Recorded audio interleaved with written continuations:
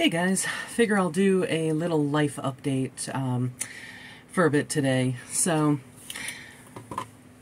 working on the two raffle dolls. They're not quite done yet. They will be done by the end of the weekend. That'll be a good thing.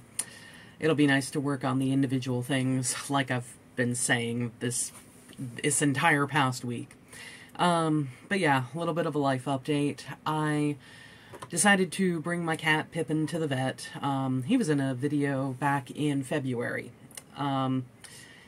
Basically, he's been my cat since 2006. Yes, 2006. He is almost 17 years old. He was estimated, he and the rest of his litter were estimated to have been born around July 20th of 2006. So yeah, a couple more months. 17 years old. Anyway, when I moved back here after after our past ex and I broke up, a couple of exes ago, there were some issues between Mary and Pippin, because I used to have two cats. One of them is Pippin, one of them was Mary. Mary unfortunately died in 2017, I think it was. He basically had liver cancer. So yeah, I was not going to let him suffer through that, and it hit around the holidays that, we realized something was up, and, so it was the day after Christmas that year that I brought him to the vet for the final time. But anyway, so some issues happened with Mary and Pippin. They weren't getting along, so my uncle was basically the one taking care of Pippin. So Pippin was around him all the time, and, kind of became his cat, more or less, until my uncle was killed in the car accident this past July. And Pippin, I thought that it was basically him mourning because he didn't know what was going on. He didn't know why my uncle isn't around anymore and all that stuff. And he would just kind of wander around the house and stop at my door, or, be up at my parents' door or something, and letting out these loud, mournful meows. And it's been the past couple of weeks that I've been like, okay, you know what, like, something is up here. Like, he doesn't seem to just be doing it because he wants affection anymore. So I made a vet appointment, and I took him there, and they did some blood work. They did a urine panel because they said that one of his kidneys felt smaller than the other. So, I'm like, okay, like, I was hoping for a clean bill of health, but considering he's almost 17, what are the actual chances? So it turns out that he does have a small ear infection in both ears. So, doing the clean out and then doing the drops twice a day, that's an experience. If you have ever had an animal who doesn't like to get medicine, yeah, you know what it's like. He's ultimately okay about letting me do it, but yeah, I still have a scratch on my stomach. I think I have I noticed something on one of my arms. Because he does resist, but, he ultimately lets me get this done at least to the best of my ability, because I only have two hands. But yeah, so we also found out when the vet called me with the blood and urine panel results that he has early stage kidney disease. So that basically means that we have to put him on a prescription diet, which, is of course more expensive and all that. But, we're looking into that. We're looking into a couple other options. My mom found some things online that, I'll be honest, I'm not sure I entirely trust, and the vet did not recommend that kind of thing.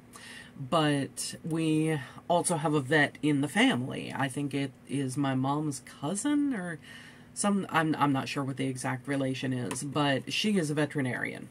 And so I sent her the paperwork from the blood and urine panel, and my mom sent her the different dietary things that she found online for, hey, is this an acceptable alternative kind of thing.